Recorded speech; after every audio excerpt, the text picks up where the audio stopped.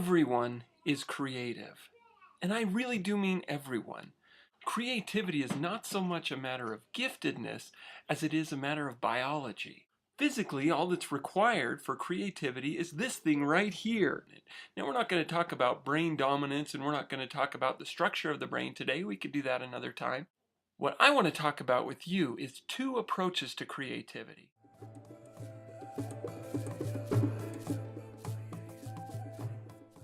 And in my observation, these seem to be consistent with everyone. Everyone tends to lean toward one side or the other. And I call these two types of creativity improvisation and organization. Now, there's probably better words for them, but that's what I like to call them because it best matches their functions. And as I describe to you what these two sides tend to focus on, try to think of which one you think you might be. Because I think recognizing your approach to creativity can help you both in the other aspects of your life that you may not think of as creative, and also may help you get out of your creative ruts when you run into them. Now, the easiest way that I can think of to introduce these to you is to talk about words that are often used in different art forms. Now, in music, you'll often hear of improvisation as playing music by ear. Pick up an instrument and give it a try. And the organizational side, music reading or music theory. In writing, the terms discovery writer and outliner are often used, and they're basically the same concept. The idea of improvising a story versus organizing a story. Now keep in mind, I'm not trying to draw a line down the middle and say either you're on this side or you're on this side. The point is not so much to see which side you are on, but rather to see where along that spectrum you are. Because by recognizing where you are on that spectrum, you can better balance your creative efforts. And also, you can know where your strengths are to pull you forward in times that are rough and to advance you beyond what you can now do. So let me be more specific. Improvisers, those on the improvisational half of the spectrum, tend to be those who approach art with, let's see what happens here. Let's sit down and try this out. Let's sit down and play some music and see what comes out. Let's get up on stage and see what I play. They're the ones that want to sit down and just start writing. They're the ones that want to take a pencil and start drawing without even necessarily knowing what they're going to draw. Or perhaps they'll have an idea, they want to draw a kangaroo, but it's not until they start drawing the face and so forth that they start deciding what kind of position they want the kangaroo to be in. Now, those are rather extreme examples of the improvisational side, but they help illustrate what we're looking at here.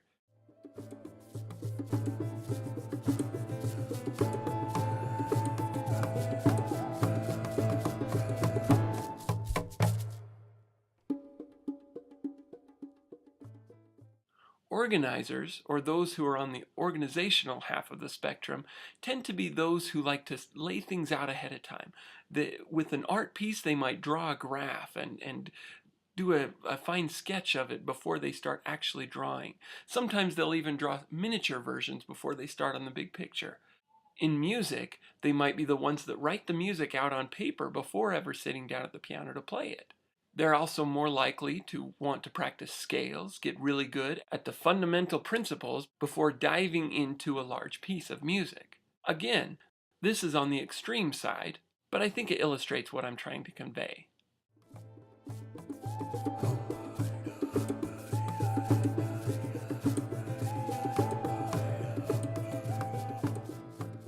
So which are you?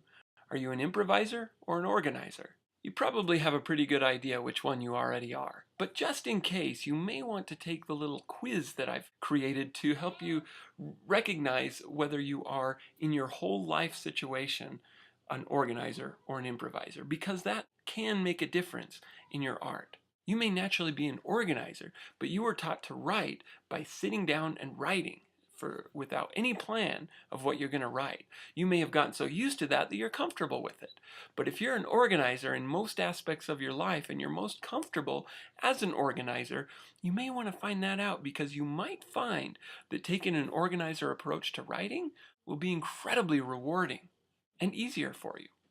Now, if you're an improviser and you've been taught with your art that you need to lay things out, get extremely organized and all fitted out before you even start working on the project, yet you take a more improviser approach to most aspects of your life, you may want to take an improviser approach to your art as well, just to see how it works. I think you'll find that you enjoy it more and find it more satisfying. Now, you may ask yourself, why does it matter if I'm an organizer if I prefer doing improvising with my art? Or I have this system that I have laid out that I use for my art, and if I don't take that approach, I may feel kind of lost. Now, you may be right, and I'm not trying to dictate how you should approach your work, but you may want to find these things out and kind of examine your life to see which way you fit so that you can use that a little bit more effectively in your art. Because we're talking about a strength here.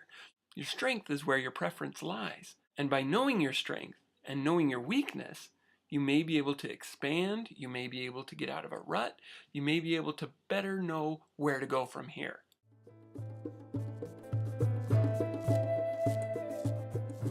Now let me illustrate for a moment what I mean by other aspects of your life. I am an improviser. I've taken this test, I've examined my life and seen, yeah, I tend to be very improvisational in my approach to life. Now, I didn't realize that this was the case. I knew that I was an improvisational musician.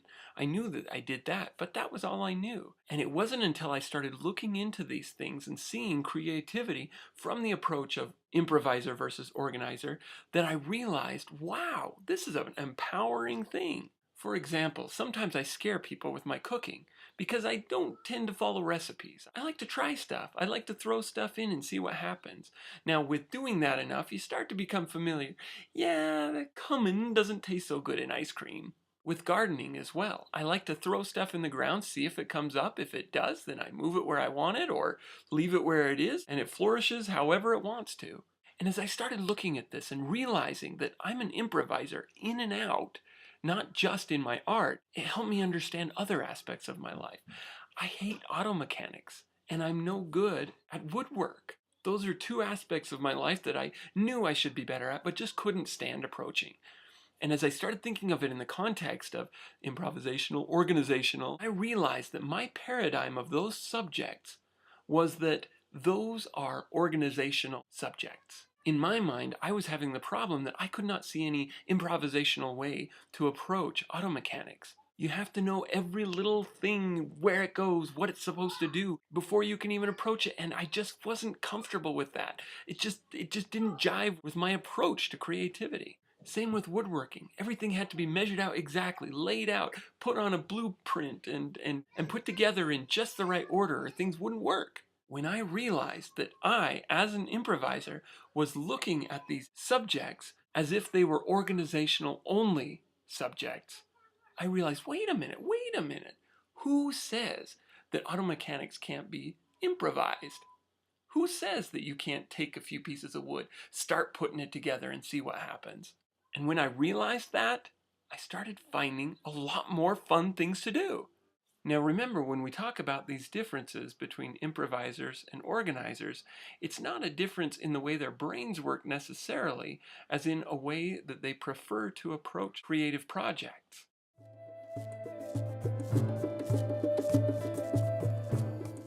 Now we've talked about how knowing your creative type can help you to expand in other aspects of your life. Let's talk about how it can help you in your field that you are already engaged in.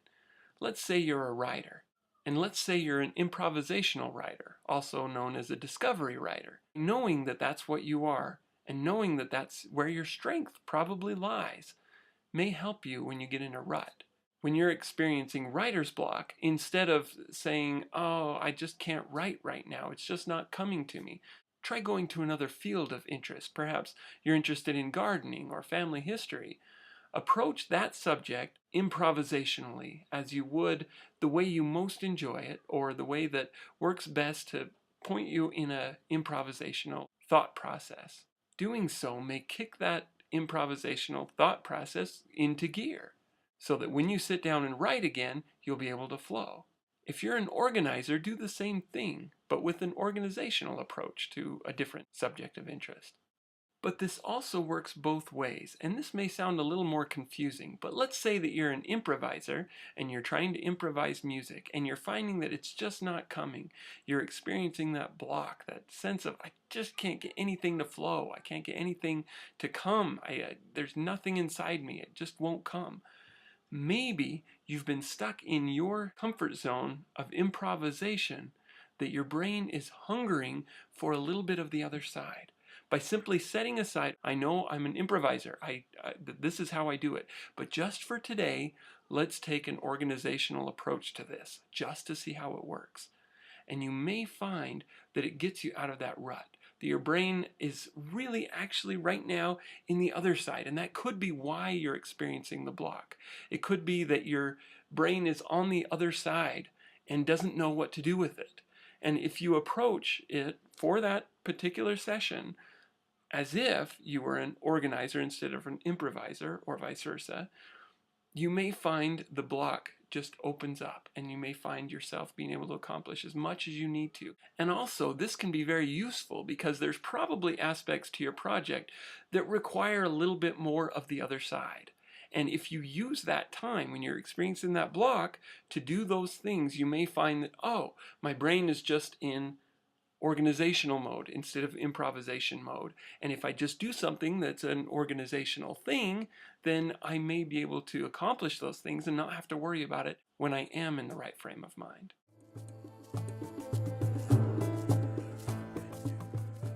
Now there's a ton more we can say about this, but that should be enough to get your mind thinking.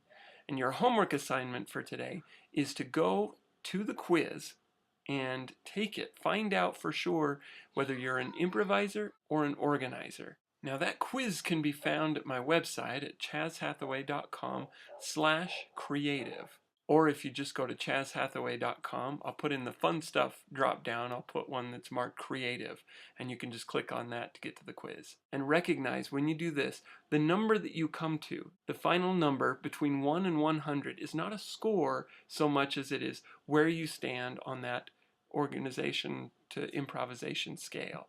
0 being improvisational, completely improvisational, 100 being completely organizational.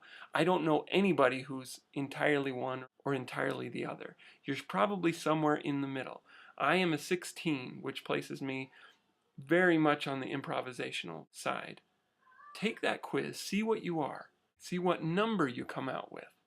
And that will tell you both your creative type and how far you are along that side of the spectrum. Once you know your type, think about the things that you're working on, your creative projects, your other kinds of projects, and look at it from the standpoint of that creative type. Are there aspects of it that you've been dreading because you consider them to be organizational or improvisational? And is there a way that you can change it a little bit to be more toward where your creative side lies? And you may find yourself breaking through creative walls that you've never even dared to approach before. After you've finished, come back and comment how it might affect your future approach to creative projects.